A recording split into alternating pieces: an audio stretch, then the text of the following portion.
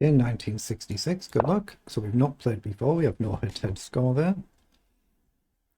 Play knight f3, our normal opening. So let's play the traditional reti. e3 is more fashionable at the elite levels, but this is the traditional reti setup. So against this you normally do this, and this you normally do this. You just got to be aware that the queen is a move, so I'll develop this bishop first, but you'll see this setup in lots and lots of my games. Okay, let's just get castled. Rook goes across. What do we want to do? I think we'll play d4 and challenge for the game. Opponent's 6,200 games. That's a lot of rapid chess. Let's go for a good pawn structure. We do sometimes get an issue with this bishop, so we just got to watch out for that. He's going to play f5, I'm guessing, but he goes with the knight first, so let's trade. Okay, let's drop back and challenge that knight as well. It does indeed f5. So f3 I think is probably a good principled move here. Just to challenge this and not give too strong a clamp. You can trade or you can retreat. Goes back that way. Okay. How do we want to do this?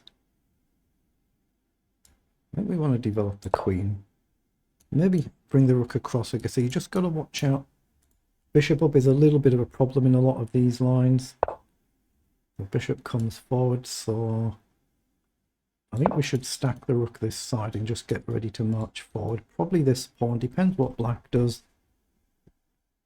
At some point we might be able to take here, but that's risky, isn't it? So if we push, takes. Oh, that's the pawn. I'll have to quickly get that. Right, apologies there. I might just cut that bit out. I just had to quickly answer the phone there. So what happened? The queen has come up, so I've lost a bit of time, but we're just level on the clock. It doesn't matter. So that's the candidate move, just to try and launch in the center before black manages to. We could go here for symmetry and trade something, but it's really hard to break through here. We create a weakness, but we're trying to push on. But here, take. We're well covered, but we create a weakness. Risk and reward, isn't it? We could go h4 and kick the knight back first and then push. I'm just instinctively wanting to play e4. Trade takes, bishop takes. Yeah, I'm going to trust my instincts and go e4. It might be a mistake. We're creating a big weakness here. Okay, my opponent's obviously using my time to think there. Probably take with a knight if you take either way, and then we can take back with the bishop. Might not trade here, might not do, but does. So we create an immediate threat and we can potentially push on, or we can just drop the bishop back. But this is obviously something we need to find a way to deal with. I guess just push up, but let's our opponent worry about their moves. Is there a sacrifice here? Takes up. It feels like I don't have a way to break through that. I don't see a continuation, but up. Maybe we go in here. So he's just allowed a trade and we can win a pawn, can't we? So take, and we take the bishop. So that's a pawn. So I think that's a free pawn. So if we take the bishop first and you take, we check. If you go to the corner, we can push, but you can block. That doesn't work, does it? So I think we need to just trade everything off, grab the bishop. But we might end up giving this one back. Well, let's take. We might end up gaining a pawn here, but losing this center pawn. But then that becomes isolated. So let's take and take back. Can we get this? But there's this and this. Well, that allows us to push on, and you can't actually blockade now. So that threatens a nasty double check, a discovered check. But it gets rid of our big problem. You've walked into this pin. So we're threatening to move away with a check and win the game on the spot. If you block, we can just take with a bishop. So he takes back. Wait, but doesn't that just win the game now? Yeah, he's just gone wrong. We just take with a check and take the rook. He's just played it a bit too quick, so we've got a bit lucky there.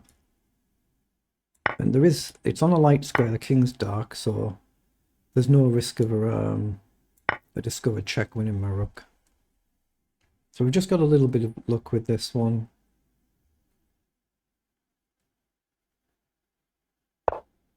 Okay, comes forward. So how do we convert here? I think rook here and just up is probably the cleanest. The bishop guards the rook, and we're threatening the other rook in and just trade everything before you get up here. So does it make sense to go here first? It opens up the path for the rook. So if I go down here immediately, say you take, we just take the bishop. If you come up, we just take. Yeah, I think it makes sense to go forward. I don't see that being a serious threat versus trying to win a piece. Okay, takes. Opponent might have just mentally obviously given up on this game. I do that myself in some games where they go wrong, of course, but it's just now a case of converting it without messing up. But it's an arena this, so opponent might just want to get the game out of the way and then get on with another game. Nothing wrong with playing for a stalemate as well. It does happen. So here, check, and you have to go back. Check here, and we'll figure out something. But just check and kick them back.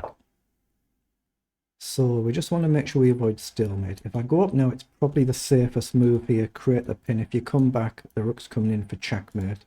And you can retreat. There's a legal square there. A couple of legal squares. So that's the safer way to play it, just in case. So let's take. I'm just making sure there's at least one legal move. And I'm going to get this bishop out of the way. So the king is now stuck, but there are legal moves, and I'll just run the pawn up the board.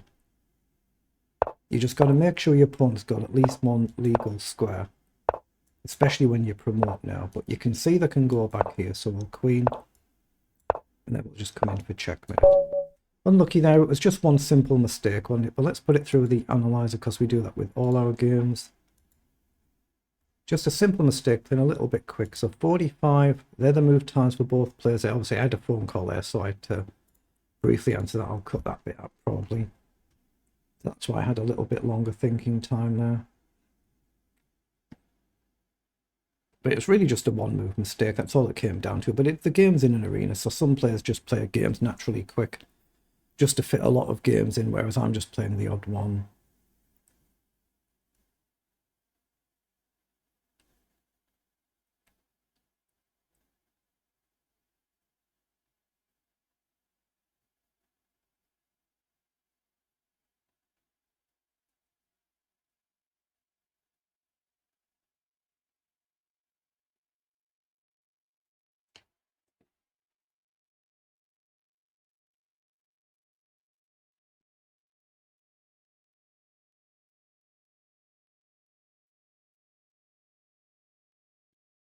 Shouldn't be too much longer now. There's just a mistake somewhere around here. It's just a one-move mistake, that's all it was.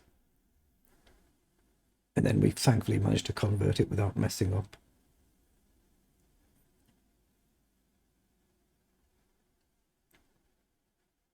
About plus 65. That's a lot, isn't it? Beyond a certain point, it's kind of meaningless, whatever the figures are. Yeah, I did have a forced checkmate, as you can see there, but you just want to win the game, don't mind how. So 98% versus 91 on the accuracy. Let's have a quick flick through, but this is the reti position, so that's the actual reti opening when you see this position. So we have a declined line, and with this you normally do this, and this you normally do this, but you just got to watch out for queen coming here, just to be aware of it. But it's still a fine move just to play them two moves just like that. Just standard theory, but there's nothing wrong with putting the bishop here first. You often get the same position in different move orders. So you'll see this sort of position in lots and lots of my games. And we're just manoeuvring, trying to create some way to break forward. In this game, I chose to push f3 forward to kick that knight back and say you're going to trade or you're going to drop back. Chose to drop back, then we're trying to push forward. So here it was actually best to drop the queen back over, putting extra pressure on the pawn. I didn't see that at the time. But if opponent drops the queen back there, I would likely have pushed the pawn forward. Otherwise you're threatening to take, then there's a double attack on the pawn here. But yeah, I'd probably just pushed the pawn forward there if that move would have been played. Then here, queen across is the best move to put pressure on here. Again, I'd probably play e5, but you've got to just sit and figure it out. And then here, gone very bold, pushing the pawn, but we're already +3 better here. With correct play, we're much better in this position. Then here we figured out that we can win a pawn through trades. And then here, that's really the fatal mistake it felt like, allowing me to get rid of my weak pawn here, pushing it forward. Pawn down is the best move. Then if I take, I guess rook takes, and I'll lose my rook here. So you still got to figure it out, but we're actually plus 4.4 better. So takes, rook takes is actually better. If you take with a rook, we can take the rook back still with a check. So we just got to pay attention there to take back correctly, and we're still plus 4, plus 5 better. And then here it's just a case of trying to convert it without messing up. So we're just going to win a piece. And then obviously the game, like I said, it's played in an arena tournament, so opponent's just playing quickly now. Get the game over with and get on with the next game.